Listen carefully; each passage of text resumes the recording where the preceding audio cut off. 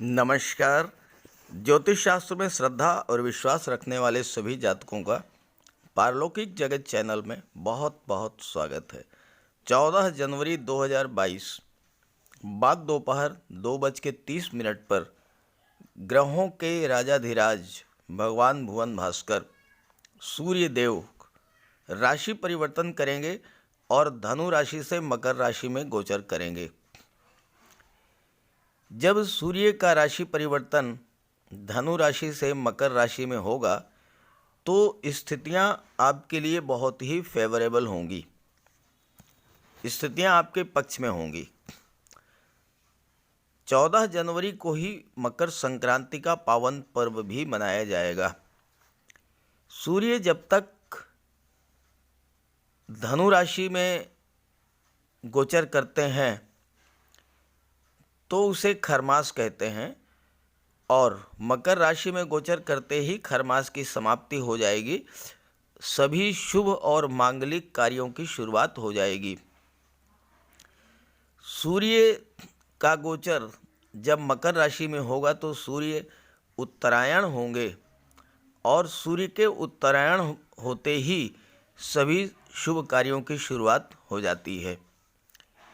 इसके अलावा एक अच्छी बात यह है कि शुक्र भी 15 जनवरी को उदित हो जाएंगे और शादी ब्याह जैसे शुभ कार्यों के योग बनेंगे। वृश्चिक राशि के जातकों के लिए सूर्य का ये गोचर, ये राशि परिवर्तन अत्यंत शुभ फल देने वाला होगा, क्योंकि सूर्य का गोचर शुभ कर्तरी योग में हो रहा है। अर्थात सूर्य के दोनों ही तरफ शुभ ग्रहों का गोचर है और शुभ कर्तरी योग बनने से सूर्य बहुत ही श्रेष्ठ लाभ प्रदान करेंगे।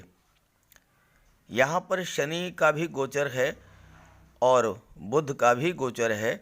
बुध सूर्य और शनि के बीच में एक ब्रिज का काम करेंगे, एक सेतु का कार्य करेंगे, दोनों के बीच सामंजस्य स्थापित करने का कार्य करेंगे। और चूंकि सूर्य ग्रहों के राजा हैं, इसलिए सूर्य का ये राशि परिवर्तन आपके लिए विशेष महत्व रखने वाला होगा। शनि के घर में सूर्य का आगमन होगा और एक तरह से कहें तो पुत्र के घर में पिता का आगमन होगा। सूर्य और शनि की युति मकर राशि में बनेगी और ये संयोग 30 साल के बाद बन रहा है और इसका बहुत ही शुभ परिणाम आपको मिलेगा। एक आम धारणा है कि सूर्य शनि की युति बनने से सर्वथा हानि होती है, लेकिन मैं आपको बताऊंगा कि सूर्य और शनि की युति राजयोग कारक होती है। तो सूर्य के इस राशि परिवर्तन का वृश्चिक राशि के जातकों पर क्या प्रभाव पड़ेगा, इसी का विश्लेषण करेंगे इस वीडियो में। लेकिन उसके पहले मैं आपको ये समझाऊंगा कि शनि और सूर्य की युति बनने पर किस तरह से ये युति राजयोग कारक होती है। तो चलिए वीडियो शुरू करते हैं। सूर्य और शनि की युति को ज्योतिष शास्त्र में अच्छा नहीं माना जाता, क्योंकि सूर्य और शनि का व्यवहार शत्रुवत माना जाता है। लेकिन मैं आपको बताऊंगा कि शनि और सूर्य की युति राजयोग कारक भी होती है। जितने भी जातक शासन प्रशासन में उच्च पदों पर हैं, जो भी जातक राजनीति में उच्च पदों पर हैं, जिन भी जातकों की कुंडली में कोई राजयोग एक्टिव है या जो जीवन में हाई स्टेटस पर हैं, उन सभी जातकों की कुंडली में सूर्य शनि की युति बनती है या शनि सूर्य का दृष्टि संबंध है या शनि और सूर्य का त्रिकोण संबंध अवश्य होता है। शासन प्रशासन, राजनीति या हाई स्टेटस के लिए एक बहुत ही आवश्यक जो ग्रह स्थिति है वह है शनि और सूर्य का संबंध। किस तरह ये युति जीवन में बुलंदियों पर पहुंचाती है और किस तरह ये राजयोग कारक होती है, क्यों होती है ये आपको मैं समझाता हूँ। सूर्य क्या है? सूर्य पिता, सूर्य संतान के कारक हैं और विशेषकर पुत्र संतान के कारक हैं। सूर्य सरकार और शासन प्रशासन के कारक हैं। सूर्य रॉयल स्टेटस के कारक हैं, अथॉरिटी पावर के कारक हैं। सूर्य हमारी आत्मा और राइट आई के कारक हैं। सूर्य अग्नि तत्व हैं, प्रकाश ऊष्मा ऊर्जा के कारक हैं और हमारी बोन्स के भी कारक हैं। शनिदेव क्या हैं? शनिदेव बड़े भाई के, ताऊ के, प्रोफेशन और लाभ, दशम भाव और एकादश भाव के कारक हैं। शनि परिश्रम, हार्डवर्क, लगन, जीवट और कर्म के कारक हैं। शनि वायु तत्व हैं और मंद गति के कारक हैं।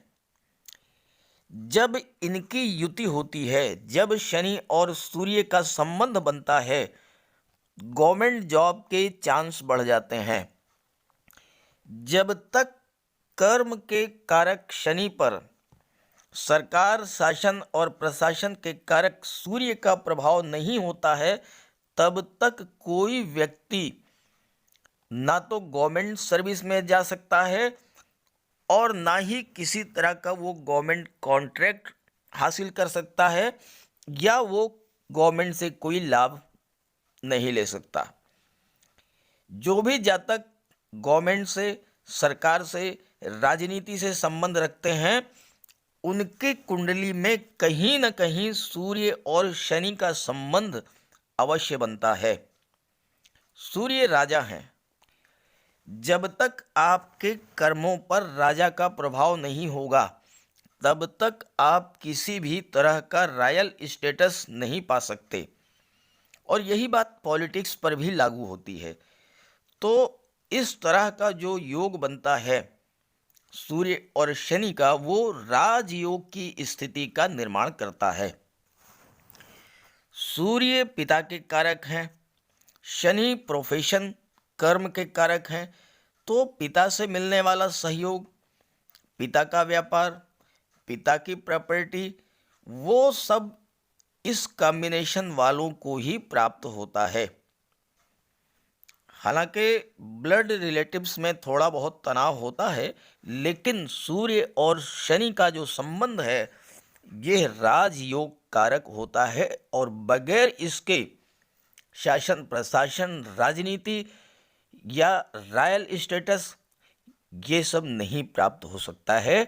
और ये योग आपकी कुंडली में बन रहा है, इसलिए विशेष लाभ देने वाला है। आइए अब बात करते हैं सूर्य के गोचर का प्रभाव। तो ये है वृश्चिक राशि के जातकों की कुंडली। सूर्य का गोचर 14 जनवरी को मकर राशि में होगा और सूर्य आपके पराक्रम भाव में गोचर करेंगे। अब आप यहाँ देखिए कि द्वितीय भाव में शुक्र का गोचर है और चतुर्थ भाव में देवगुरु का गोचर है और सूर्य का गोचर शुक्र और देवगुरु के बीच में हो रहा है। तो शुभ कर्तरी योग का योग निर्माण हो गया। शुभ कर्तरी योग बनने से सूर्य यहाँ पर बहुत ही श्रेष्ठ फल प्रदान करेंगे आपको। और साथ ही साथ शुक्र का गोचर धन भाव में है। शुक्र विदेश भाव के स्वामी हैं, सप्तम भाव के स्वामी हैं। साथ ही देवगुरु का गोचर चतुर्थ भाव में है, जहाँ पर देवगुरु महाबली होते हैं, अजेय होते हैं, सुखों में वृद्धि करते हैं। फिलहाल बात करते हैं सूर्य के बारे में। सूर्य का गोचर पराक्रम भाव में है और सूर्य आपके कर्म भाव के स्वामी हैं और सूर्य की सीधी दृष्टि भाग्य भाव पर पड़ेगी। तो यहाँ भाग्य, पराक्रम और कर्म तीनों का संगम हो रहा है। सूर्य के अंदर तेज है, प्रताप है, ऊष्मा है, ऊर्जा है। तीसरे भाव से आपके कार्य क्षमता, आपके एनर्जी लेवल का विचार किया जाता है। सूर्य आपकी कार्य क्षमता को बढ़ा देंगे। सूर्य राजा हैं ग्रहों के और यहाँ पर बुध भी गोचर कर रहे हैं। सूर्य और बुध मिलकर के बुधादित्य राजयोग का निर्माण करेंगे और बुधादित्य राजयोग नौकरी पेशा जातकों के लिए नए नए अवसर लेकर के आएगा। किसी अच्छी जगह पर आपका ट्रांसफ़र हो सकता है, कोई बहुत महत्वपूर्ण जिम्मेदारी का पद आपको दिया जा सकता है और कार्य क्षेत्र में स्थितियां आपके अनुकूल होंगी। हालांकि छोटी छोटी यात्राएं भी आपको करनी पड़ सकती हैं, लेकिन चूंकि सूर्य दशम भाव के स्वामी हैं और दशम भाव में सूर्य दिग्बली होते हैं, जो लोग नौकरी की तलाश में हैं, बार बार प्रयास कर रहे थे, इंटरव्यू दे रहे थे, असफल हो रहे थे, अब वो सूर्य के पराक्रम भाव में गोचर करने से नई ऊर्जा और नए उत्साह के साथ प्रयास करेंगे और उन्हें सफलता मिलेगी, नौकरी मिलेगी। दशम भाव से आपके जॉब, करियर और प्रोफेशन का विचार किया जाता है और सूर्य दशम भाव के स्वामी हैं, तो कार्यस्थल पर स्थितियां आपके पक्ष में होगी। आप कोई नया प्रोजेक्ट शुरू कर सकते हैं और चूंकि बुध व्यापार के कारक हैं, तो व्यापार के क्षेत्र में भी आप एक नई शुरुआत कर सकते हैं। व्यापार के क्षेत्र में नई शुरुआत के संकेत मिल रहे हैं। अगर आप शेयर मार्केट, पूंजी निवेश या करेंसी के कार्य से जुड़े हुए हैं, तो आपको सफलता मिलेगी, धन की प्राप्ति होगी और धन का संचय होगा। चूंकि शुक्र का गोचर द्वितीय भाव में है, धन के भाव में है, सूर्य की दृष्टि नवम भाव पर है, भाग्य भाव पर, तो भाग्य का सपोर्ट तो मिलेगा ही, साथ ही साथ पंचम भाव के संतान और शिक्षा के भाव के स्वामी देवगुरु हैं और देवगुरु और सूर्य बहुत अधिक सपोर्ट करते हैं एक दूसरे को। तो आपकी संतान, आपके बच्चे या आप स्वयं अगर हायर एजुकेशन के लिए विदेश जाना चाहते हैं, तो विदेश जाने के रास्ते खुले हुए हैं। शुक्र विदेश भाव के स्वामी हैं और सूर्य की दृष्टि पड़ रही है भाग्य भाव पर, जो कि हायर एजुकेशन का भाव है। बुध की भी दृष्टि पड़ रही है नवम भाव, भाग्य भाव पर, और बुध और शुक्र बहुत अच्छे मित्र हैं। तो ये जो सूर्य का राशि परिवर्तन है और ये 14 जनवरी से 13 फरवरी के बीच का जो समय है, ये भाग्य के सपोर्ट से आप विदेश जा सकते हैं हायर एजुकेशन के लिए। साथ ही साथ व्यापार व्यवसाय में भी आप नए जोश, नई ऊर्जा के क्षेत्र में, नई ऊर्जा के साथ कार्य क्षेत्र में आगे बढ़ेंगे। थर्ड हाउस में शनि के गोचर होने के कारण अभी तक कार्यस्थल पर जो रुकावटें आ रही थी, कार्य आपके बाधित हो रहे थे, वो सब दूर होगा। और सूर्य चूंकि शासन प्रशासन के कारक हैं, तो शासन प्रशासन का भी आपको सहयोग मिलेगा। आपका कोई टेंडर, कोई कॉन्ट्रैक्ट जो रुका हुआ था, वो अप्रूव होगा। कार्य करने का, अपना पराक्रम दिखाने का आपको मौका मिलेगा और सफलता मिलेगी। कार्यस्थल पर बॉस या पिता के मार्गदर्शन से आप आगे बढ़ेंगे, चूंकि दशम भाव पिता और बॉस का होता है। अगर आप नौकरी के साथ कोई और भी कार्य करते हैं, आप किसी गवर्नमेंट एजेंसी से जुड़े हैं, आपका कोई एनजीओ है, आप कोई जन सेवा केंद्र चलाते हैं, तो भी आपको अपने कार्य क्षेत्र में आगे बढ़ने के नए नए अवसर प्राप्त होंगे। वृश्चिक राशि मंगल की राशि है। आपके राशि के स्वामी मंगल हैं। मंगल का की ऊर्जा, मंगल का साहस, मंगल का पराक्रम, ये तो आपके साथ है ही। सूर्य उसमें और भी वृद्धि करेंगे, क्योंकि सूर्य का गोचर पराक्रम भाव में हो रहा है, जो कि मंगल का अपना भाव है। तो ऐसी स्थिति में बहुत अधिक स्थितियां लाभ की होंगी, आपके पक्ष में होंगी। सूर्य आपके व्यक्तित्व में एक नया निखार लाएंगे, नई चमक लाएंगे। आपके अंदर एक नई ऊर्जा होगी कार्य करने की और कार्य क्षेत्र में आपको सफलता मिलेगी। और जब कार्य क्षेत्र में सफलता मिलेगी तो धन का लाभ भी होगा, क्योंकि धन भाव के, लाभ भाव के जो स्वामी हैं वो स्वयं बुध हैं और बुध सूर्य के साथ बुधादित्य राजयोग बना रहे हैं।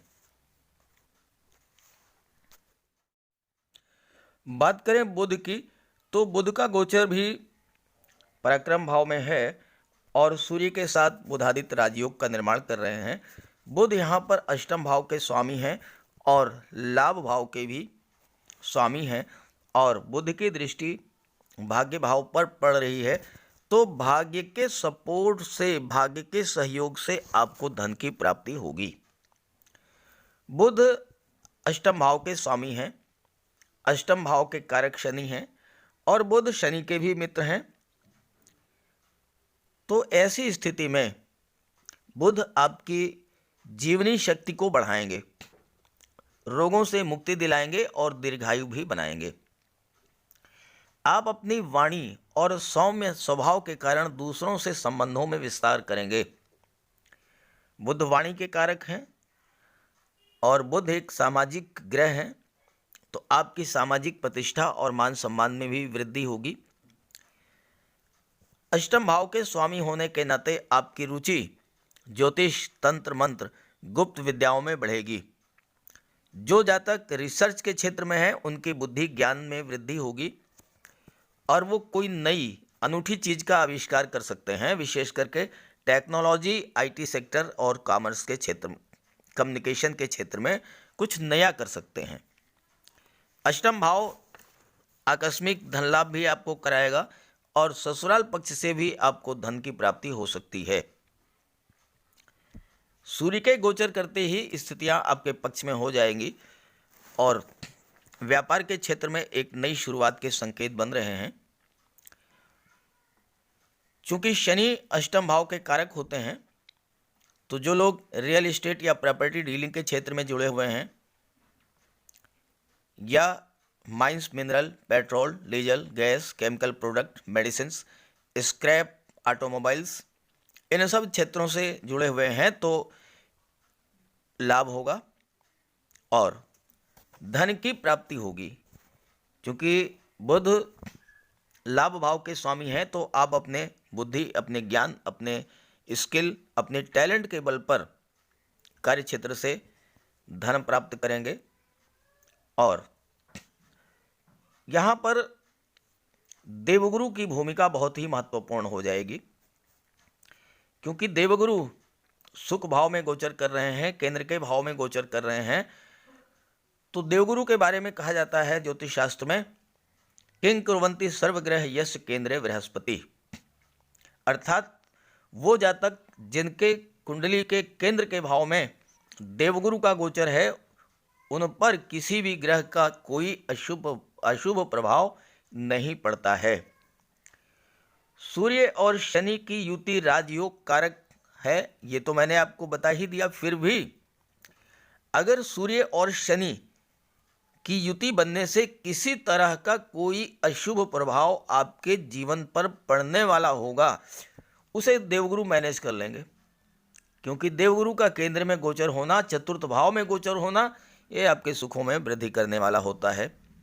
और देवगुरु संतान और शिक्षा के भाव के कारक हैं। संतान पक्ष से आपको लाभ होगा।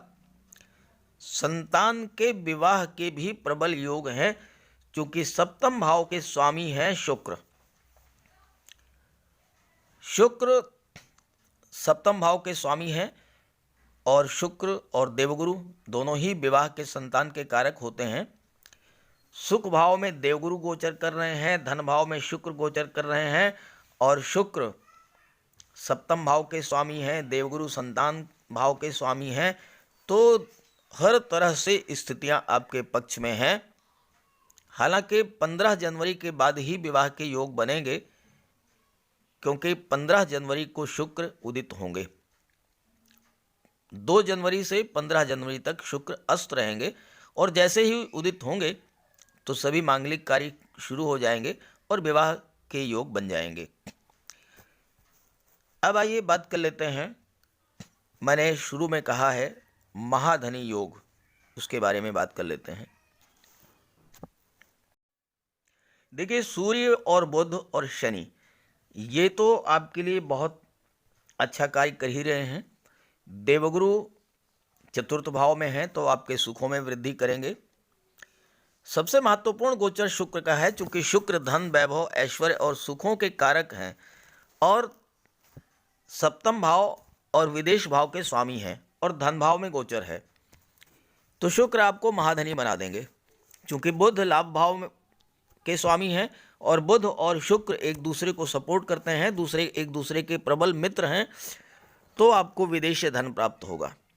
एक्सपोर्ट इंपोर्ट का बिजनेस है तो वहाँ से लाभ होगा।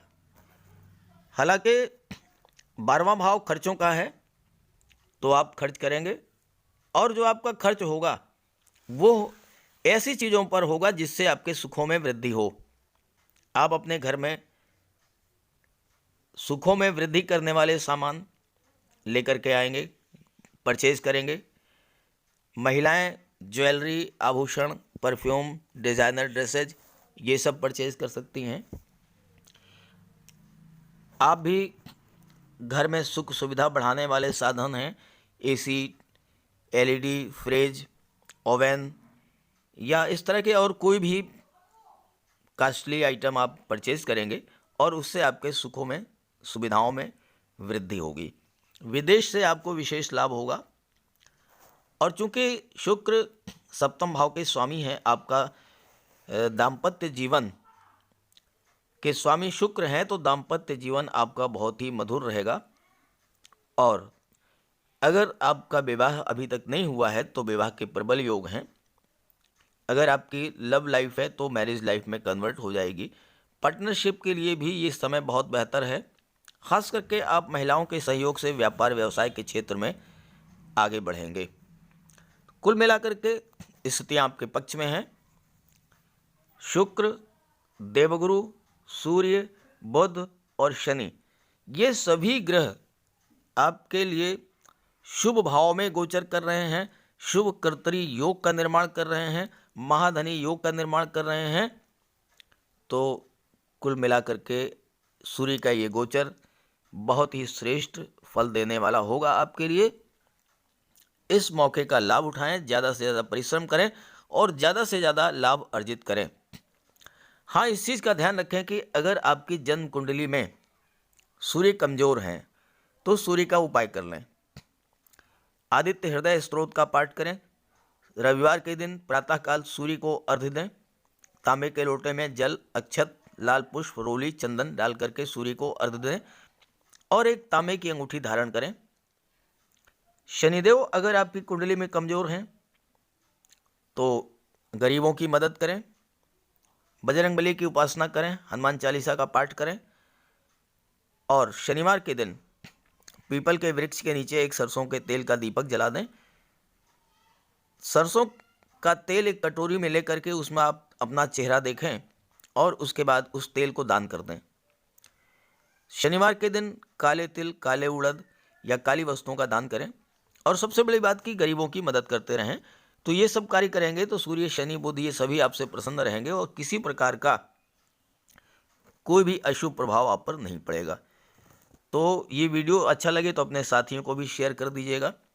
सभी ग्रहों की कृपा दृष्टि आप पर बनी रहे, इसी भावना के साथ आप सभी का बहुत बहुत धन्यवाद। नमस्कार।